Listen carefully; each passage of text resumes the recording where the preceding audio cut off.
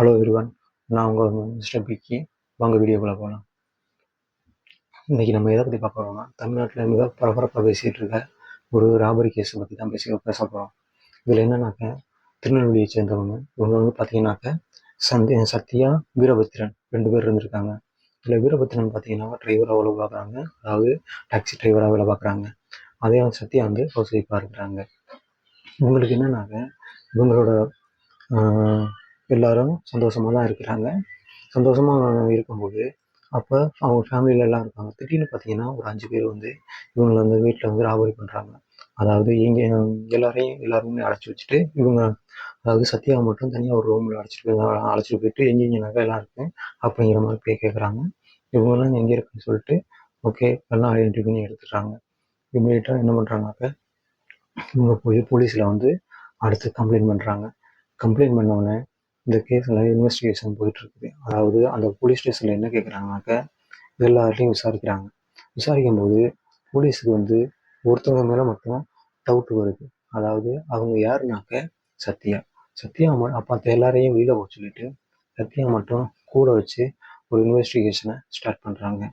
அவங்கள கேட்குறாங்க, நாங்கள் உங்களை ஒன்றும் பண்ண மாட்டோம், நீங்கள் என்ன நினைச்சோ அதை அப்படியே சொல்லிடுங்க அப்படின்னு அவங்கள்ட்ட சொல்கிறாங்க. அப்போ இவங்க ஒன்று ஒன்றா சொல்ல ஆரம்பிக்கிறாங்க. அதாவது சத்யா என்ன சொல்கிறாங்கனாக்க, என்னை வந்து அந்த ரூமில் வச்சு என்னை நிர்வாணப்படுத்தி ஃபோட்டோ எடுத்து வீடியோ எடுத்துட்டாங்க. வீடியோ எடுத்து தான் அவங்க மெயின் மோட்டிவே வந்து அவங்கள வந்து நிர்வாணமாக வீடியோ எடுக்கிற ஒரு இதில் தான் மைண்ட் செட்லாம் வந்திருக்காங்க அப்படின்னு இந்த வீடியோ இதில் தெரிய வருது. பின்ன போலீஸ் இன்வெஸ்டிகேஷனில் வந்து ஸ்டெப் பை ஸ்டெப்பாக போயிட்டுருக்கு. அவங்களாம் ரொம்ப சத்தமாக அழுதுகிட்டே சொல்கிறதுனால அவங்க ஃபேமிலி வந்து உள்ளேக்கு வந்துடுறாங்க. வந்து அதுக்கப்புறம் தான் அவங்களுக்கே அதை பற்றி தெரிய வருது. அப்புறம் வந்து போலீஸ் என்ன பண்ணுறாங்கனாக்க, அடுத்து வீரபத்ரன்ட்ட இந்த கேஸை பற்றி ஃபர்தராக இன்வெஸ்டிகேஷன் பண்ணுறாங்க. அந்த இன்வெஸ்டிகேஷன் போயிட்டு இருக்கும்போது வீரபத்ரன் என்ன சொல்கிறாருனாக்க, ஆமாம் இந்த மாதிரி வந்து கேட்டுட்டு இருக்கும் போதே இந்த ஒவ்வொரு இதாக அவங்க வந்து போலீஸ் வந்து இன்வெஸ்டிகேஷனை ஸ்டார்ட் பண்ணும்போது என்ன பண்ணுறாங்கனாக்க, அவங்களோட அந்த காரோட நம்பர் செக் பண்ணுறாங்க. அந்த கார் எங்கே இருக்குனாக்க, கார்பாடியை சேர்ந்த ஓனரு. அதில் 5 பேர் தான் வந்து இவங்க. அவர் என்ன சொல்கிறாருனாக்க, இவங்க வந்து வாடகைக்கு எடுத்து தான் யூஸ் பண்ணியிருக்காங்க அப்படிங்கிற மாதிரி அவர் சொல்கிறாரு. பின்னர் வந்து கார்பாடின்னு சொன்னவங்க இங்கே திருநெல்வேலியில் வேலை பார்க்குறதுக்கு முன்னாடியே வந்து கார்பாடியில் டிரைவராக வேலை பார்த்துருக்காரு. அதாவது அந்த டயத்தில் இங்கே வந்து கொஞ்சம் காஸ்ட்டு, அவரோட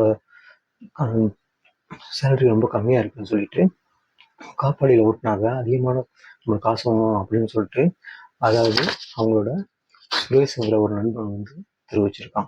ஸோ அவங்க அறிவும் வந்து 2 பேரும் அங்கே போய் வேலை பார்க்குறாங்க. வேலை பார்த்துட்டு இருக்கும்போது நல்ல காசு வருது.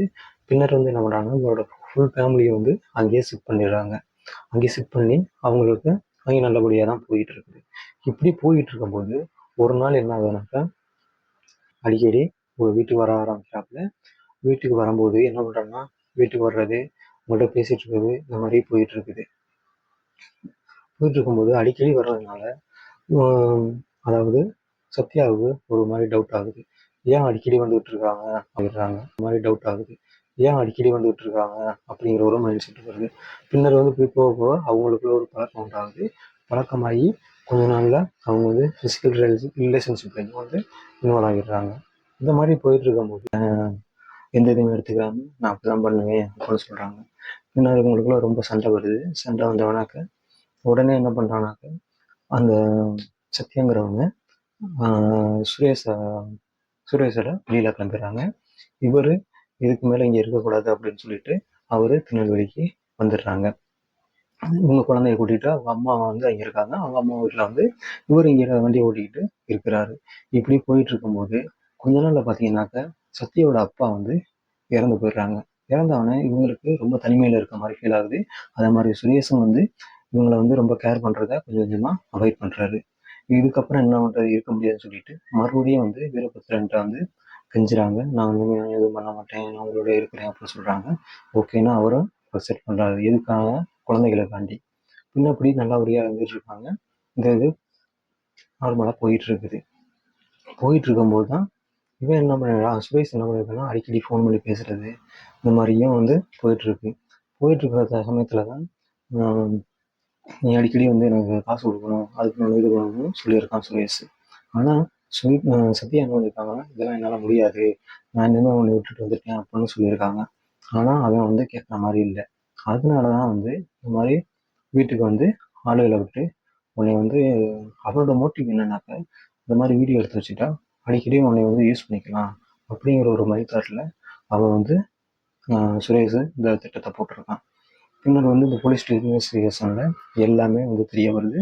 பின்னர் வந்து சுரேஷை போய் அரெஸ்ட் பண்ணுறாங்க. கார்பாடியில் அரெஸ்ட் பண்ணி அவனை கூட்டிக் கொண்டாந்து அவனை வந்து போலீஸ் ஸ்டேஷனில் அடைக்கிறாங்க.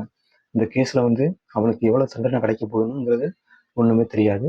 இதனால என்னன்னாக்க, அவனோட சேர்ந்து ஒரு 5 பேர் வந்தாங்க பார்த்தீங்களா, அவங்களோட ஃப்ரெண்ட்ஸ், அவங்களும் வந்து இதில் வந்து இன்வால்வ் ஆகியிருக்காங்க. அவங்களுக்கும் ஒரு